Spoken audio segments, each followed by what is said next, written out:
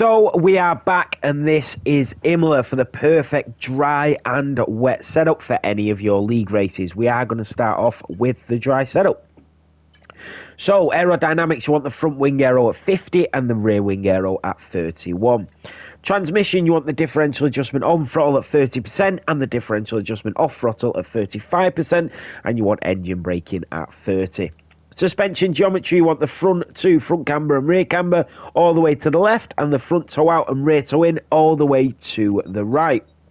Suspension, you want the front suspension at 38, the rear suspension at 9, you want the front anti-roll bar at 14 and the rear anti-roll bar at 10, you want the front ride height at 25 and the rear ride height at 60. Onto the brakes, you want the brake pressure at 100% and the front brake bias at 52%. And then tyres, you want the front tyres at 24 and the rear tyres at 21.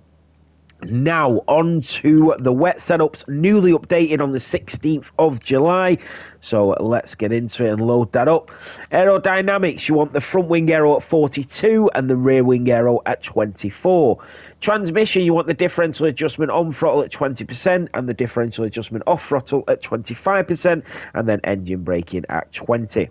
Suspension, you want the front camber and rear camber at minus 3.5 and minus 2.2, and then the front toe out and rear toe in at 0.30.